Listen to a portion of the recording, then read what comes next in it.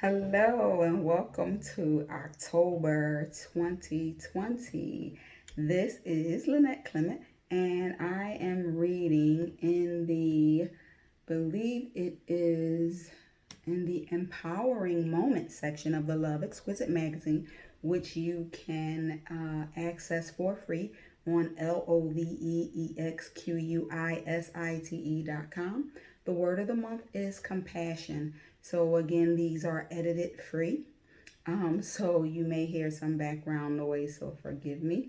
And if I stumble over my words, I'll go back to the beginning of that sentence to make it a little bit clearer. So the word of the month is compassion. The world is hurting right now as a result from the coronavirus pandemic and the many deaths, life changes. I'll go back already. The world is hurting right now as a result from the coronavirus pandemic and the many deaths, life changes, and job losses that have occurred as a result. The state of the economy, as well as the constant killings, are enough to put a strain on your mental sanity. So, the state of the economy in which we live are enough to put a strain on your mental sanity right now. If we have compassion, some of us might start to experience compassion fatigue based on what's been going on in the world, tired of having to constantly fight to stay alive and to live a life to live your life, I should say, based on what is going on around you or around us. So oftentimes you can develop what's called compassion fatigue. Means that you're tired of being compassionate. But through it all, we have to find a way to be compassionate. I'm speaking to myself right now. If you naturally have a good heart, it is easy to have compassion. But even with a good heart, when we see repetitive mistreatment and poor decision making, we can develop compassion fatigue. So, when and if you develop compassion fatigue, it is best to remember that we are all human beings, all of us, who should have compassion for one another. That's all of us. Having compassion involves being able to empathize with others. We don't have to always agree with others, but we should at least try to understand their point of view, especially when it's justifiable. If you do not know how to have compassion for others, so if you're a cold-hearted person and you don't have any compassion for anyone, in the magazine I have included some ways to be compassionate. So I list some of the ways. One, first you have to have self-compassion. You have to know that you are imperfect and you have to forgive yourself for any mistake that you have made in life, knowing that you're not perfect. So mistakes will be made. So they're made as a way to teach us what to do better next time.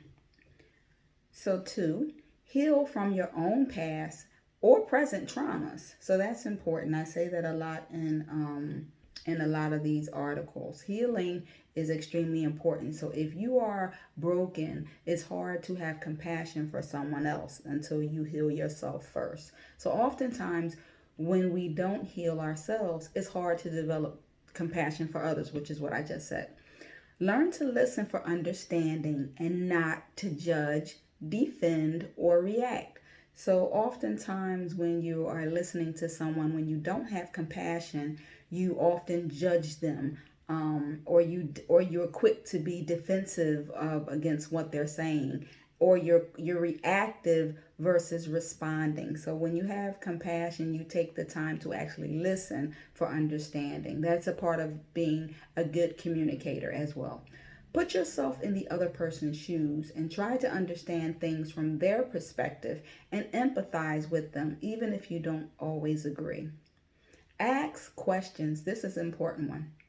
Ask questions when you have to see someone's mood and or behavior that has changed towards you, or when you see someone's mood or behavior that changes towards you, ask questions. So don't ask them, oh, what's wrong? Ask them what happened, because people don't usually change how they treat you for no reason, or how they approach you or communicate with you for no reason. So instead of saying, what's wrong with you, or what's the problem, you know, ask them what happened. So what happened to cause this change in your behavior? Or what happened to cause this change in your mood? What happened? And is there anything that I can do to make things better? That's compassion.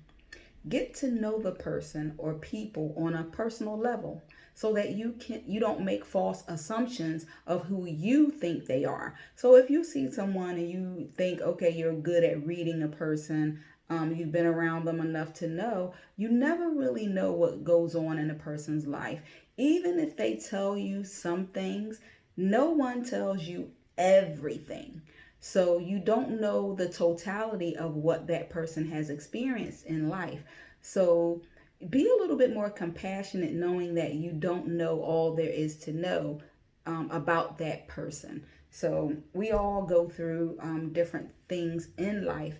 So be a little bit more compassionate. You know what you had to go through in your life, and you want people to be compassionate towards you. So extend that same compassion towards others. And lastly, motivate them with acts of kindness to be and do better, and inspire them with encouraging words. So don't just beat them down with your words. Inspire them and motivate them and encourage them with positivity. So what the world needs now is more love and compassion. So that is the word of the month, compassion, and it is in the Love Exquisite Magazine in the empowering moment section. So have compassion, show compassion, be compassionate.